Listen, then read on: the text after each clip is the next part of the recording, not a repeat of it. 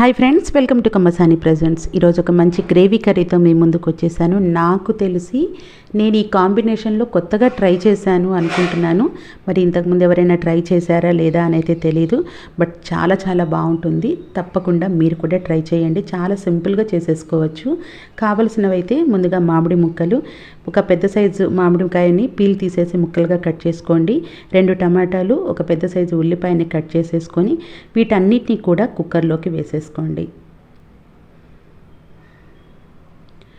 కుక్కర్లోకి వేసుకొని ఒకసారి మొత్తం కలిపేసుకొని తగినంత పసుపుని, చిన్న టీ గ్లాస్ తోటి వాటర్ని వేసుకొని ఇవి మెత్తగా పేస్ట్ అయ్యే వరకు, విజిల్స్ వచ్చే వరకు ఉడకనివ్వాలి. కొందరికి 2 విజిల్స్కే మెత్తగా అయిపోతుంది, కొందరికి 3-4 విజిల్స్ వరకు పడుతుంది. అలా మీ కుక్కర్ని పట్టుకొని మెత్తగా కుక్ అవుతాయి అనుకునేంత వరకు విజిల్స్ రానిచ్చి స్టవ్ ఆఫ్ చేసేసుకోండి. ఈలోపు అవి ఉడికే లోపల మిగతా ప్రాసెస్ చూద్దాము. దీంట్లోకి నేను మిగతా వెజిటేబుల్స్ ఏం తీసుకుంటున్నానంటే ములక్కాయ, వంకాయ, మీరు కావాలంటే సొరకాయని తీసుకోవచ్చు, లేదా గుమ్మడికాయనైనా తీసుకోవచ్చు. సొరకాయ, గుమ్మడికాయ కూడా బాగుంటుంది. ఇక్కడ వంకాయల్ని గుత్తి వంకాయ కూడా తీసుకోవచ్చు, బట్ నేను పెద్ద పెద్ద ముక్కలుగా కట్ చేసుకుంటున్నాను. మీరు ఇలా అయినా సరే తీసుకోవచ్చు. ఇవి రెండింటిని ఇలా ప్రిపేర్ చేసేసుకొని పక్కన పెట్టేసుకోండి. ఇప్పుడు స్టవ్ మీద ప్యాన్ పెట్టి, ప్యాన్ హీట్ అయిన తర్వాత 2 టేబుల్ స్పూన్ల వరకు ఆయిల్ని వేసుకోండి. ఆయిల్ కూడా ఎక్కువ పట్టదండి, 2 టేబుల్ స్పూన్స్ అయితే సరిపోతుంది. మంచి గ్రేవీ వస్తుంది మనకి, అండ్ తక్కువ మసాలాలు కూడా యూస్ చేస్తాము. ఆయిల్ హీట్ అయిన తర్వాత దీంట్లోకి తాలింపు గింజల్ని వేసుకుందాము. పచ్చిశనగపప్పు, మినప్పప్పు, ఆవాలు, జీలకర్రని వేసుకొని మంచి సువాసన వచ్చే వరకు వేయించుకోండి. పచ్చి పచ్చిగా ఉంచొద్దు. ఇవి వేగిన తర్వాత మనం ప్రిపేర్ చేసి పెట్టుకునేటువంటి ములక్కాయ ముక్కల్ని వేసుకొని ఒక 2 నిమిషాల పాటు వేయించుకోవాలి. వంకాయలు తొందరగా మగ్గిపోతాయి కాబట్టి, కాస్త ములక్కాయలు టైం పడుతుంది కాబట్టి ముందుగా ములక్కాయలను వేసుకోవాలి. అవి కాస్త మగ్గిన తర్వాత వంకాయ ముక్కల్ని యాడ్ చేసుకోవాలి. వీటన్నిటిని ఒకసారి బాగా కలిపేసుకొని,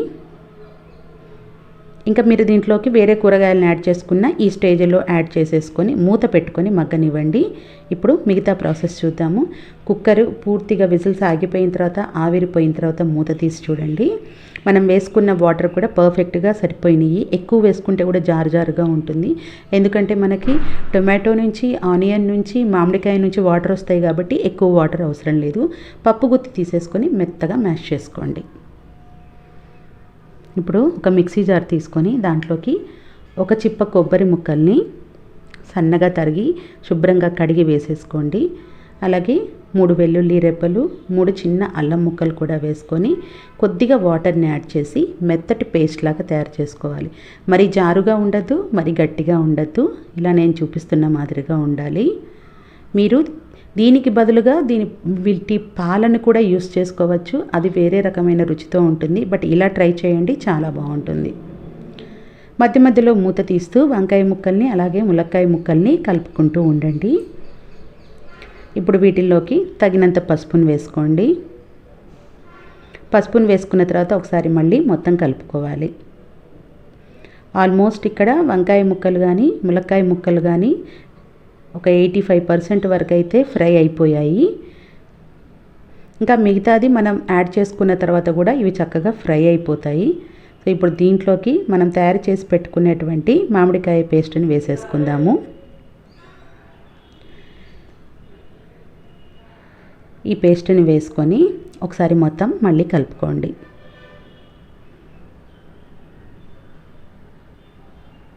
ఫ్లేమ్ని మీడియం టు లోలో పెట్టుకోవచ్చు, దగ్గరే ఉంటాం కాబట్టి హైలో మాత్రం పెట్టుకోవద్దు.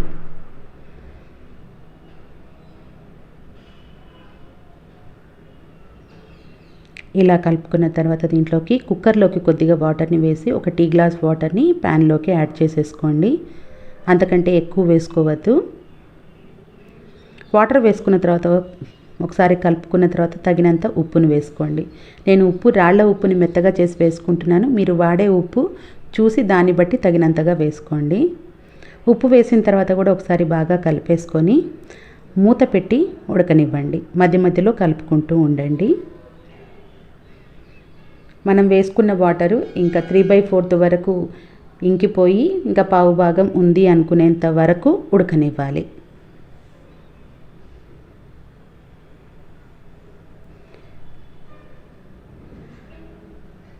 ఇంకా పావు భాగం ఉన్నాయి అనుకున్నప్పుడు మనం తయారు చేసి పెట్టుకున్నటువంటి కొబ్బరి పేస్ట్ని వేసేసుకుందాము. కొబ్బరి పేస్ట్ వేసుకున్న తర్వాత మనం ఇంకా ఎక్కడ కూడా వాటర్ యాడ్ చేయము కాబట్టి జార్లో కూడా వాటర్ వేసుకోవాల్సిన అవసరం లేదు. పూర్తిగా తీసేసేయండి. జార్లో నుంచి పూర్తిగా తీసి ప్యాన్లోకి వేసుకోండి.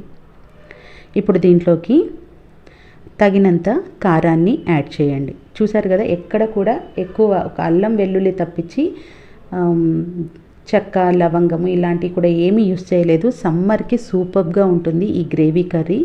రోటీలోకి, పూరీలోకి, నాన్స్లోకి, వేడివేడి అన్నంలోకి అయితే చాలా చాలా బాగుంటుంది. ఈవెన్ పిల్లలకి కూడా చాలా బాగా నచ్చుతుంది. తప్పకుండా ట్రై చేయండి మీరు. ఇలా మొత్తం బాగా కలిపేసుకొని బాగా అన్నీ కూడా బాగా ఈవెన్గా కలిసిపోయేటట్టుగా కలిపేసుకొని మూత పెట్టుకోండి. మూత పెట్టుకున్న తర్వాత ఇప్పుడు మనకి థిక్గా ఉంది కదా, మూత పెట్టుకొని మగ్గనిచ్చినప్పుడు కొంచెం వాటర్ కూడా బయటకు వస్తుంది. అంతవరకు ఉడకనివ్వాలి. ఆయిల్ పైకి తేలాల్సినంత అవసరం అయితే లేదు. ఇలా మొత్తం కలుపుకొని మూత పెట్టుకున్న తర్వాత ఒక 2-3 నిమిషాల తర్వాత మూత తీసి చూసినట్లయితే కొంచెం వాటర్ పైకి తేలి అప్పుడే కొంచెం ఆయిల్ రిలీజ్ అవుతుంది అనుకుంటుంది. అలాంటప్పుడు కొత్తిమీర చల్లుకొని తీసేసేయండి. అంతేనండి.